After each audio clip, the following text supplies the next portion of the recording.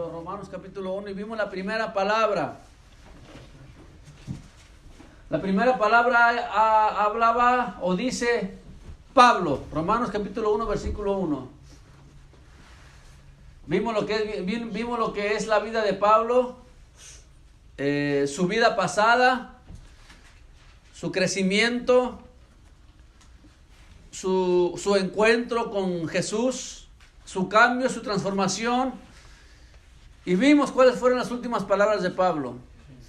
Era importante que pudiéramos conocer y entender al escritor para poder entender su mensaje. Pablo definitivamente es o fue uno de los apóstoles que Dios más usó para que podamos nosotros escudriñar y entender lo que es la doctrina de la Biblia.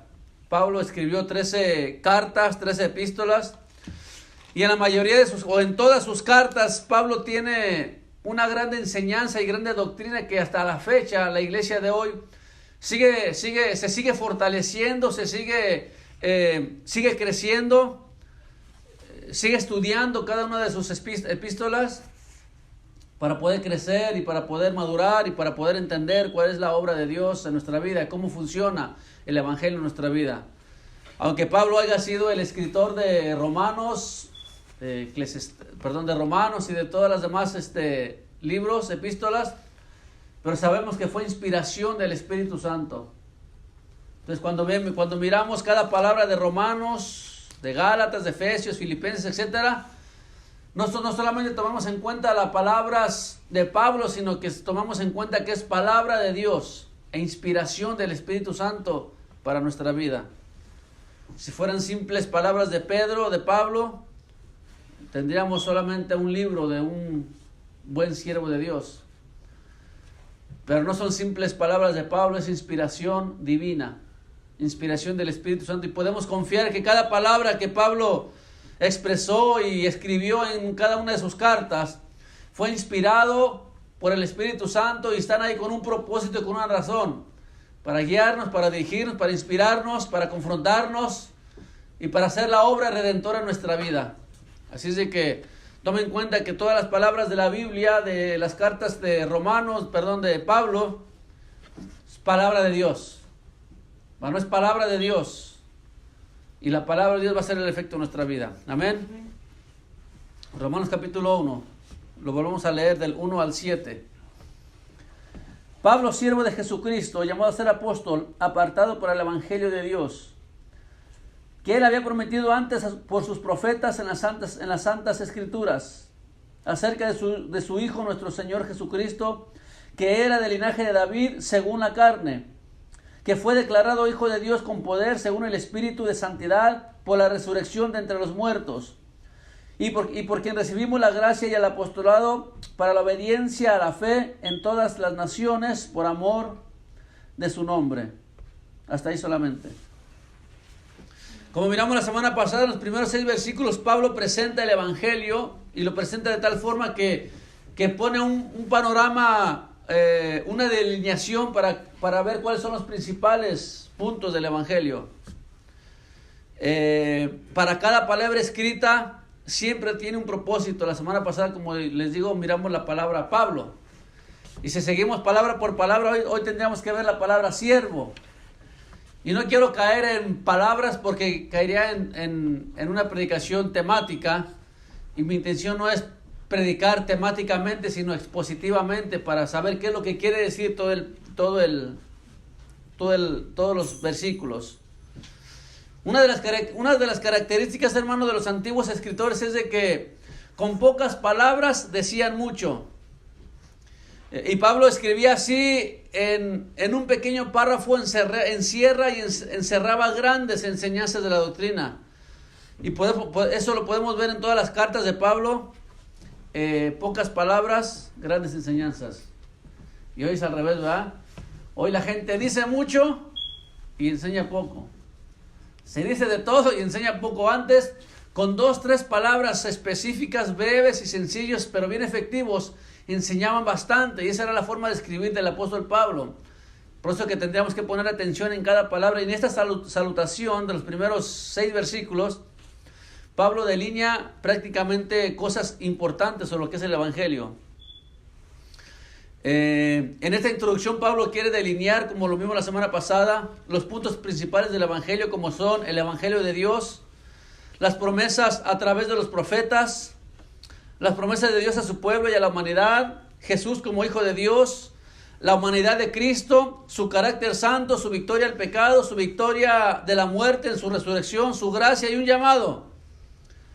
No quiero enfocarme en cada una de esas cosas, quiero enfocarme solamente en el versículo 1.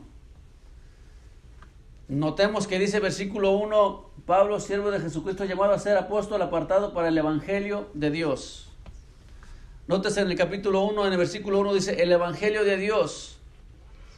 Y quiero hablar sobre lo que es el Evangelio. El tema de esta enseñanza o el tema de esta predicación se llama, y ahora las buenas noticias. Ahora las buenas noticias.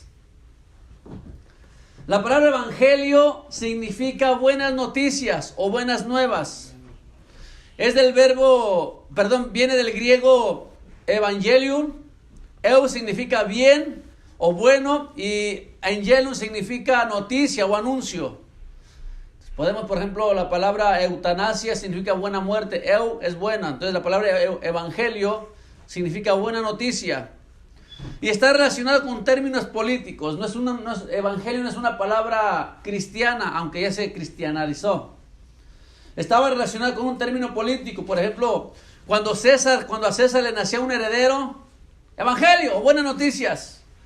Cuando César tenía grandes noticias que dar al pueblo, la gente gritaba, buenas noticias o evangelio.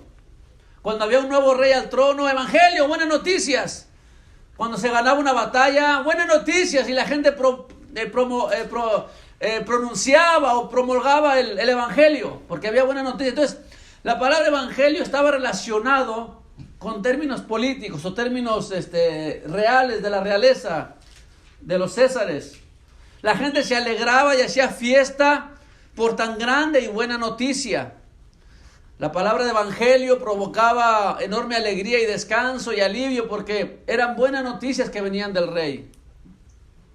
Si lo podríamos comparar hoy en día, cuando en Roma no hay papa, y de repente hay papa, ¿verdad? Y la gente se alegra y hace fiesta. ¿Y qué es lo que dicen ahí en el Vaticano? Habemos papa, o sea que ya hay papa. Entonces esa es la forma, y la gente se alegraba y hacía fiesta, etcétera, ¿no? Hoy en día, entonces en esos términos y en esas condiciones es que se utilizaba la palabra evangelio.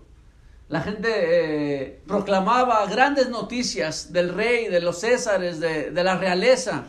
Entonces la palabra evangelio son buenas y muy buenas noticias para la comunidad y para todo lo que viene siendo el mundo en aquella época. Entonces, la gente, cuando escuchaba un anuncio de la realeza, la gente gritaba evangelio, evangelio, buenas noticias, y se gritaba y el enviado daba la buena noticia. La gente paraba de hacer lo que estaba haciendo, ¿no?, en su afán de la vida, y empezaba a escuchar las buenas noticias de los césares o de los reyes, etcétera. Entonces Pablo quería despertar con esta palabra, usando esta palabra, quería despertar en los romanos y en los judíos, quería despertar su atención, porque en ese tiempo ellos claramente sabían qué significa evangelio. Cuando dice Romanos, cuando Pablo decía, les tengo una buena noticia, evangelio, entonces automáticamente la gente ponía atención porque lo que sigue iba a ser la buena noticia. Estaban familiarizados con esa palabra. Pablo utilizó esa palabra estratégicamente para llamar la atención de la gente. Sabían claramente que cuando alguien proclamaba un evangelio o una noticia, serían buenas noticias e inmediatamente ponían atención. Entonces Pablo utilizó esa palabra con un propósito y con una razón fuerte. Pero no solamente queda ahí. Hay algo más interesante todavía. Note que Pablo inmediatamente dice, este evangelio o estas buenas noticias o esta noticia extraordinaria viene de Dios. El evangelio es de Dios, versículo 1. Apartado para el evangelio de Dios. No traigo noticias de hombres, no traigo buenas noticias del rey, no traigo buenas noticias de César, son las buenas noticias de Dios. Pablo decía, el anuncio que traigo son noticias de Dios. ¿Qué? Decía la gente. No es del César, no. Son buenas noticias de Dios. Hermano, era increíble. La gente no podía creer que se había levantado un evangelio, una noticia que no venía de los reales, de los Césares, sino venía directamente de Dios. Cuando Pablo dice, evangelio, la gente pone atención. Tengo noticias, la gente pone atención. ¿De quién? ¿De Dios? ¿Qué? O sea, era increíble, la gente no lo podía creer. Entonces Pablo utilizó esa frase del evangelio de Dios para poder llamar la atención de la gente. Para que absorbieran y pusieran demasiada atención a esa gran noticia. Pero ¿cuál es esa buena noticia? Y antes de entrar a la buena noticia, quisiera darles las malas noticias. Les tengo una buena y una mala. ¿Cuál quieren primero? La mala. No podríamos, hermano, no podríamos entender la buena noticia si primero no entenderíamos la mala noticia. Desgraciadamente estamos viviendo en un mundo lleno, hermano, de malas noticias. Malas noticias por aquí, malas noticias por allá, malas noticias por todos lados. Al abrir los periódicos nos damos cuenta de las malas noticias. Al ver los noticieros nos damos cuenta de las malas noticias. En las redes sociales nos damos cuenta de puras malas noticias, masacres aquí, balaceras acá. Hoy recibí dos notificaciones del Canal 10, una balacera en el sur y otra en el norte, 3 personas fallecidas el día de hoy. Entonces, el mundo está completamente lleno de malas noticias. Las únicas buenas noticias que la gente recibe es que ganó tu equipo favorito. No, ganó el América y la gente se alegra. Ganó el Chivas y la gente se alegra. Pero solamente es buenas noticias a medias porque los otros contrarios, para los contrarios son malas noticias. Y aún las buenas noticias que a veces recibimos provocan reacciones que se convierten en malas. Inundaciones, catástrofes naturales, asesinatos, ataques terroristas. Usted dígalo, hermano, usted nómbrelo. El mundo está lleno completamente de malas noticias. Y les digo, quizás una que otra buena noticia, como lo que el presidente Trump acaba de anunciar hace unos días, sobre mover o darle el derecho a los israelitas de que su capital sea Jerusalén. Y para mucha gente eso provocó una grande alegría y grande gozo, hermano. Para la otra mitad del mundo, hermano, provocó ira y contienda. Se han levantado manifestaciones, se han levantado guerrillas, se han levantado violencia, porque dentro de lo que son las buenas noticias provocan malas reacciones también. Entonces, automáticamente las buenas noticias que recibimos traen malos resultados. Para la gente quizás traiga buenos resultados para unos, pero para otros trae malos resultados. En un mundo completamente lleno de malas noticias, hermano, podemos nosotros entender que algo anda mal.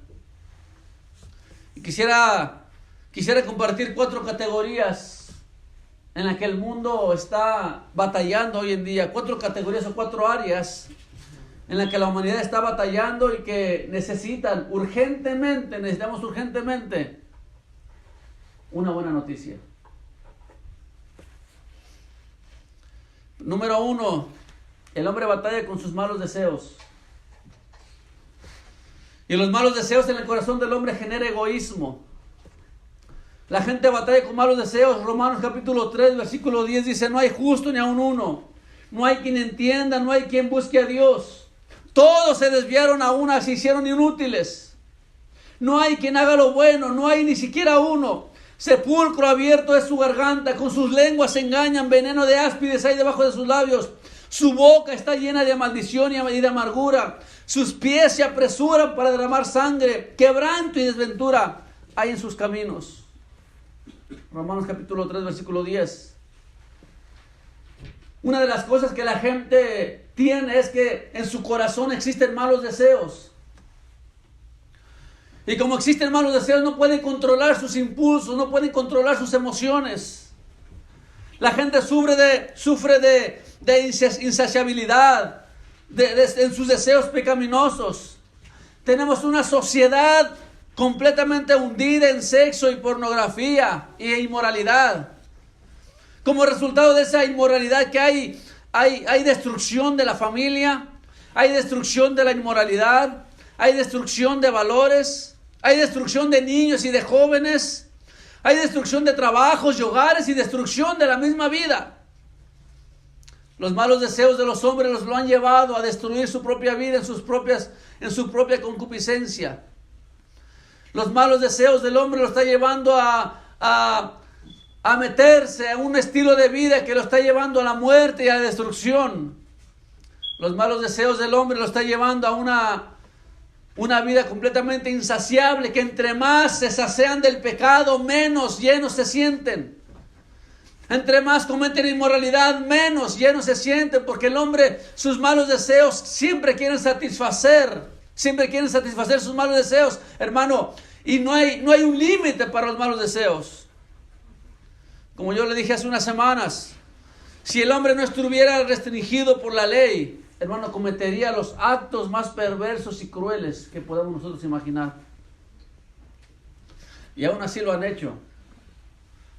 Hombres que han desafiado a Dios, que han desafiado la ley de Dios, hombres que han desafiado la ley moral, hombres que han desafiado la ley terrenal y cometieron los actos más perversos y crueles que usted se puede imaginar. Y precisamente ahora están encarcelados o quizás ya les dieron la pena capital. Hay gente mala, hermano, que va en contra de la ley normal, de la ley moral, de la ley terrenal. Hermano, hay gente que ha cometido actos crueles, asesinos en serie, violadores de niños, etc. Usted imagínese las cosas, hermano, que la gente ha cometido porque no le satisface, hermano, sus malos deseos, sus perversos deseos, hermano. Esa es una de las cosas en la que la humanidad se enfrenta, sus malos deseos. El hombre está lleno de malos deseos y eso lo lleva al segundo problema. Los malos deseos del hombre provocan que batalle con la culpa. La culpa es el segundo problema con la que la humanidad batalla hoy en día y con la que quizás nosotros batallemos también. Como resultado de los malos deseos, como resultado del egoísmo, el hombre batalla con la culpa. Los psicólogos, los psiquiatras revelan en sus estudios que el mayor problema emocional del hombre es la culpa. Si usted quiere saber por qué el hombre se siente culpable, simplemente porque el hombre es pecador y ama su pecado. Y la culpa, hermano, es la forma como Dios usa para revelarnos la condición espiritual en la que nos encontramos. Es como el dolor. Si usted se pica con un alfiler, con una aguja o se quema, la forma como su cuerpo responde que se está haciendo daño es a través del dolor. Amén, amén. Mi mamá cuando está cortando chiles ahí, se corta el dedo, le duele. La culpa es igual. El dolor nos da discernimiento del daño que nos estamos haciendo en el cuerpo. Pues la culpa nos da el discernimiento del daño que estamos haciendo en lo espiritual. Entonces, si no hubiera dolor, no hubiera discernimiento del daño físico. Si no hubiera culpa, no hubiera remordimiento del daño espiritual. Entonces, por eso la gente, hermano, está llena de culpa. La gente se siente completamente culpable de lo que hace. Hay una culpa en su corazón, en su alma, que no le permiten disfrutar de una vida plena en la gracia de Dios, porque no conocen a Dios. Entonces la razón por la que se tiene ese remordimiento, esa culpa, es porque Dios quiere enseñarnos el malestar espiritual en el que hay en el corazón. Y la culpa es lo que Dios usa y es con la que el hombre batalla todos los días de su vida. Y tratará de todos los medios posibles, hermano, por aliviar esa culpa. El hombre va a tratar de aliviar su culpa con vicios, con alcohol, con drogas, con adicciones a las apuestas. Una vez más lo digo, con adicciones al sexo. Y esa adicción al sexo, a las alcohol, a las drogas, lo llevan a la inmoralidad y como consecuencia más culpa. El hombre, por tratar de arreglar su culpa, por tratar de sanar su culpa, se mete más en pecado, se mete más en inmundicia y su culpa sigue creciendo cada vez más. O sea, no hay salida. La gente va a tratar de divertirse, se va a los bares, al entretenimiento, a los paseos, a los viajes. Tratará de cambiar su medio ambiente. Me voy de esta ciudad porque aquí nadie me entiende. Y se va a otras ciudades. ¿Para qué? Para aliviar su culpa. Tratará de distraerse con estudios, con el trabajo, quizás con obras de caridad para aliviar su culpa. Dar todo el dinero que tiene y entregarlo a los pobres para aliviar su culpa. Quizás ir a la iglesia pero sin ninguna convicción de fe para aliviar su culpa. Quizás mande dinero a México, a los países para aliviar su culpa. Le da dinero a sus padres, les compra una casa a sus padres para aliviar su culpa. Hermano, el hombre va a buscar de todas formas aliviar su culpa. La culpa consume al hombre a tal grado que lo lleva a tener una vida sin significado. Y esa es la tercera categoría y la tercera mala noticia. La tercera cosa con la que el hombre batalla es porque tiene una vida sin significado. Si están siguiendo los malos deseos y su egoísmo, si están viviendo en pecado y como consecuencia lleno de culpa, la siguiente categoría es que ya no le encuentra significado a la vida, hermano. Llega el punto en el que te puedes preguntar, ¿de qué se trata la vida? Ya nada tiene sentido. Ya nada importa. Esta vida no tiene sentido. Tratas de todo, te metes de todo, pruebas de todo, psicología, terapia, medicamento, pruebas lo legal, pruebas lo ilegal, pruebas lo inmoral, pruebas lo moral, pruebas lo permitido, pruebas lo prohibido y todo no te llena. Parece que nada sale bien en la vida y pierde el significado de la vida. La vida se ha ido deteriorando tanto que las conversaciones más comunes son insignificantes. La gente habla de fútbol, la gente habla de videos que miraron en el teléfono, habla de chistes, habla de cosas sin sentido. Mira este perro, mira el gato, mira el chango, etc. La gente vive sin significado y se entretiene con tonterías. Hermano, cuando la gente pierde significado en la vida, vive sin significado y se entretiene con tonterías. O peor aún, a la gente ya no le gusta hablar. El egoísmo ha llegado a tal grado, el sentido de la vida lo ha perdido que su mismo egoísmo, si tú no tienes nada bueno para ofrecerme, si tú no tienes ningún buen chisme para entretenerme, mejor ni me hables. Y se hunden en el teléfono a tratar de encontrar el significado en la vida. La gente ha perdido su significado, que se la pasa distrayéndose, viendo la vida de otros, quizás en las redes sociales o en los chismes, ¿verdad? Porque le ha perdido significado a la vida. Y eso nos llega al cuarto y último problema. No solamente la gente está metido en sus malos deseos, en su egoísmo. No solamente la gente tiene culpa y lleno de culpa. No solamente la gente le ha perdido significado a la vida, sino que esto lo lleva a vivir sin esperanza. Hermano, el hombre ha perdido la esperanza. Parece ser que esto ya no tiene salida, llega a concluir. Ya no hay escape. Como lo dije, he probado de todo y nada funciona. Todo me sale mal. Todo, no me salen las cosas como quiero. Nada tiene sentido. La vida está llena de frustraciones, hermano. Quizás cuando eras niño nunca tuviste el juguete que querías. En la escuela nunca lograste los grados que querías. No te aceptaron en el equipo en el que jugabas porque eras malo. O a las mujeres eran malas para jugar y no los aceptaron en el equipo. El muchacho, la muchacha que querías no te hizo caso. Llegaste al trabajo y pensaste que ibas a ganar bien y no ganaste bien. Tu salario y tu vocación no es lo que tú esperabas. te casaste y con los años quizás tu matrimonio fue fracasando o quizás fracasó. Los niños que tú querías no son como, los niños que tienes no son como los que tú querías.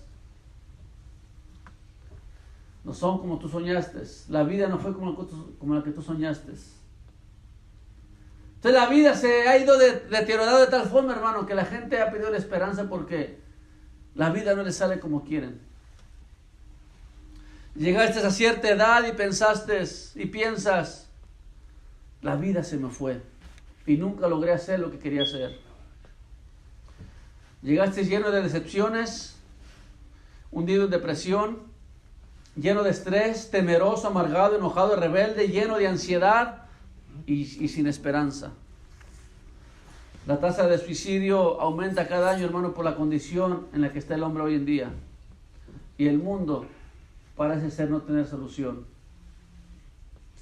Y aquí está el hombre, guiado por sus malos deseos, lleno de egoísmo, viviendo en pecado, y ese pecado lo lleva a vivir una vida sin significado, y cuando no encuentra el significado de la vida, pierde la esperanza por la culpa por la que llevan cargando. Ahora, ¿qué le podemos decir a un mundo así, hermano? ¿Qué le podemos decir a un mundo así? Pablo sabía la condición del mundo y que no era diferente en aquel tiempo. El mundo no era diferente al de ahora. En aquel tiempo la gente vivía sin esperanza, en sus malos deseos, sin futuro, sin convicción, sin propósito, sin metas, completamente perdidos como zombies, caminando solamente a la muerte y a una condenación eterna. Pero Pablo decía, hay buenas noticias. Y esas noticias vienen directamente de Dios. No son buenas noticias, versículo 2. No son noticias viejas. Es algo que Dios había prometido por los profetas. Es algo que estaba en las escrituras. El versículo 2 dice que Él había prometido antes por sus profetas en las escrituras, en las santas escrituras. Esa noticia es una noticia vieja, no es una noticia nueva, es una noticia vieja. ¿De qué se trata, Pablo? Se trata de su Hijo Jesucristo, el Hijo de Dios, sí, el Hijo de Dios. ¿Y qué con Él? Se hizo carne y vino del linaje de David. Que Dios mandó a su Hijo y se hizo carne, sí. Y no solamente eso. Versículo 4 de Romanos. Fue declarado Hijo de Dios con poder, según el Espíritu de Santidad. ¿Cómo sucedió eso? Versículo 4, por la resurrección de entre los muertos. ¿Que Jesús murió y resucitó? Sí. ¿Y para qué hizo eso? Para que lo recibas por medio de la gracia. Y le sirvas en fe y obediencia en todas las naciones, por amor a su nombre. Estas son las buenas noticias que trajo Pablo a los romanos. Hermanos, en Cristo hay esperanza. Jeremías capítulo 29, versículo 11, si lo quieren buscar. Aunque el mundo esté lleno sin esperanza, al que el mundo esté completamente, que haya perdido su razón de vivir. En Jeremías capítulo 29, versículo 11, dice: porque yo sé los pensamientos que tengo acerca de vosotros, dice Jehová, pensamiento de paz y no de mal, para daros el fin que esperáis. Hermano, en un mundo sin esperanza, en un mundo sin ánimo, en un mundo sin convicciones, en un mundo que se va cayendo cada vez a la perdición, Cristo trae esperanza y dice: yo sé los pensamientos que tengo para ti. Hermano, esta palabra es para nosotros y para la humanidad. Cuando la gente escuche este evangelio y empiecen a entender que los pensamientos que Dios tiene para nosotros son pensamientos de paz, y no pensamientos de mal, para darnos el fin que esperamos. Hermano, en Cristo hay esperanza. En Cristo hay esperanza en este mundo que está completamente caído y que ha perdido la esperanza. En Cristo nuestra vida tiene sentido. En Cristo nuestra vida cobra significado. Juan 14:6. ¿Por qué nuestra vida cobra sentido? Porque Él es el camino, Él es la verdad y Él es la vida. Juan 6:68 dice, y solo Él. ¿A quién más iremos, Señor, si solamente tú tienes palabras de vida eterna? Hermano, en Cristo encontramos esperanza. En Cristo encontramos sentido en nuestra vida. En Cristo nuestra culpa es quitada y sanada. Porque en Él somos justificados y no hay más culpa. El hombre está lleno de culpa. El hombre está completamente mal psicológicamente. Necesita terapias. Necesita psicólogos. Necesita pastillas para el estrés. Necesita pastillas para la depresión. Y eso quizás sea una buena noticia, ¿verdad? Para la gente que está en depresión. Hay pastillas. Pero para nosotros los cristianos la palabra de Dios dice en Romanos capítulo 5 versículo 1. Justificados pues por la fe tenemos paz para con Dios por medio de nuestro Señor Jesucristo. Hermano, en Cristo nuestra culpa es quitada. Tenemos paz para con Dios, dice Romanos 5.1 y Romanos 8.1. No hay condenación para los que están en Cristo Jesús. En Cristo, hermano, nuestra culpa es quitada. Y volviendo al primer punto, en Cristo nuestros malos deseos son quitados. Segunda de Corintios 5.17 dice, de modo que si alguno está en Cristo, nueva criatura es. Las cosas viejas pasaron, he aquí todas son hechas nuevas. En Cristo no somos los mismos. Nuestros deseos son cambiados, nuestra actitud cambia, nuestro vocabulario cambia, nuestras pasiones cambian. Somos regenerados por el Espíritu Santo y somos nuevas criaturas.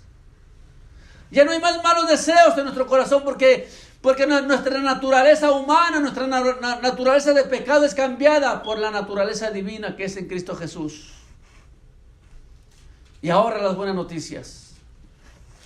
Hermano, Cristo es la buena noticia. Hay esperanza para este mundo en el día de hoy, hermano. Hay esperanza para tu vida, hay esperanza para mi vida, hay esperanza para todos en el mundo del día de hoy. En Cristo tenemos esperanza. En Cristo tenemos consuelo. En Cristo tenemos significado. Es el evangelio que Pablo vino a predicar. El evangelio de Dios, las buenas noticias de Dios. No hay ninguna otra mejor buena noticia en el mundo, hermano, que podamos nosotros recibir que esta. La humanidad no ha recibido y nunca recibirá, hermano, otra buena noticia que venga de Dios. Cristo, su buena noticia fue que Cristo redimiría al hombre de sus pecados y Cristo lo hizo. La próxima buena noticia que esperamos es la venida de Cristo que venga por nosotros. Y Cristo va a venir por una gente sin mancha, sin pecado, sin faltas. Unas personas que nuestra culpa haya sido quitada por su gracia y por su misericordia. Una persona que nuestros malos deseos hayan sido transformados por los deseos de Cristo, por vivir para Él, para su gloria, para su honra.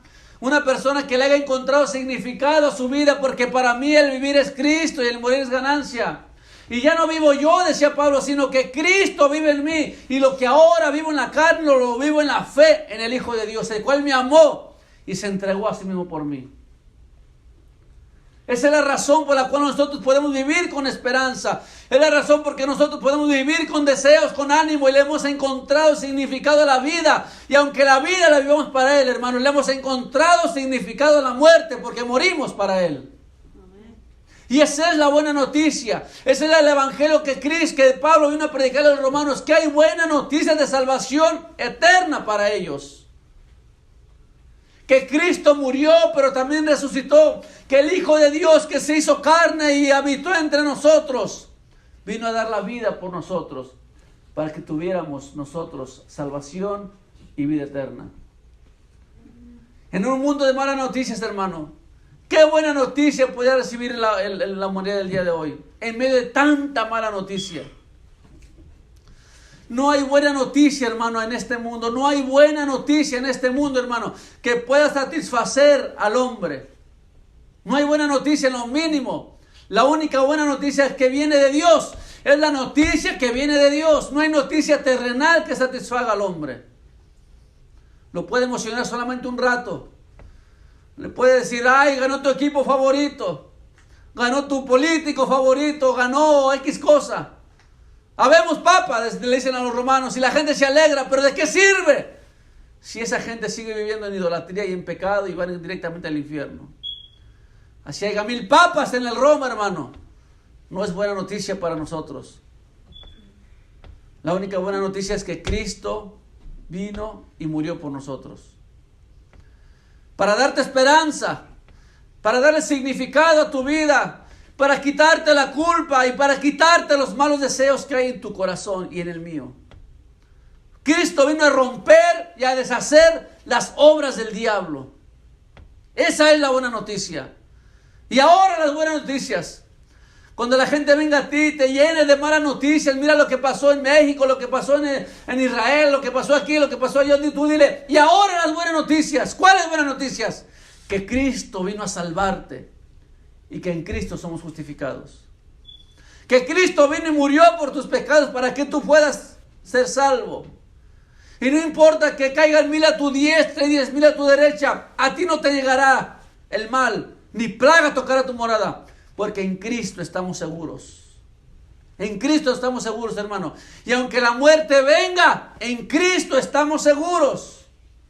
Esa es la buena noticia. En medio de unas malas noticias, hermano, la buena noticia es que Cristo vive. Y algún día estaremos con Él. ¿Qué malas noticias hemos recibido nosotros esta semana o en nuestra vida personal? Quizás el hecho de que yo te haya descrito las intenciones del corazón del hombre en sus malas decisiones, quizás te identificaste con algo. Yo a veces deseo hacer cosas malas y lucho con el pecado. Todos los días de mi vida lucho con el pecado. Yo a veces quizás tengas culpa en tu corazón y digas, es que yo hay culpa por lo que hice, por lo que pasó, por lo que he hecho, lo que he pensado, hay culpa en mi corazón. Quizás le hayas llegado al punto que no le hayas encontrado significado a la vida, porque todo te sale mal. La novia que tenías te quebró, te cortó, el trabajo que tenías te corrieron, o la familia que tenías no funcionó, quizás todo te haya salido mal. Quizás ha llegado el punto en el que hemos vivido sin esperanza. Y tú dices, ya no puedo más. He perdido la esperanza. Bueno, para esas malas noticias, hermano, hay una buena noticia, que en Cristo hay esperanza. Hermano, en Cristo hay esperanza. En Cristo hay esperanza para tu vida, en Cristo hay esperanza para tu familia, en Cristo hay esperanza para todo lo que Dios. En Cristo hay esperanza. Si venimos a Cristo, en Cristo podemos disfrutar de esperanza. Y aunque vivamos mal, aunque vivamos quizás en miseria o en necesidad, hermano, en Cristo hay esperanza que algún día estaremos con Él en el cielo. Pase lo que pase, venga lo que venga, en Cristo hay esperanza y en Cristo está nuestro refugio.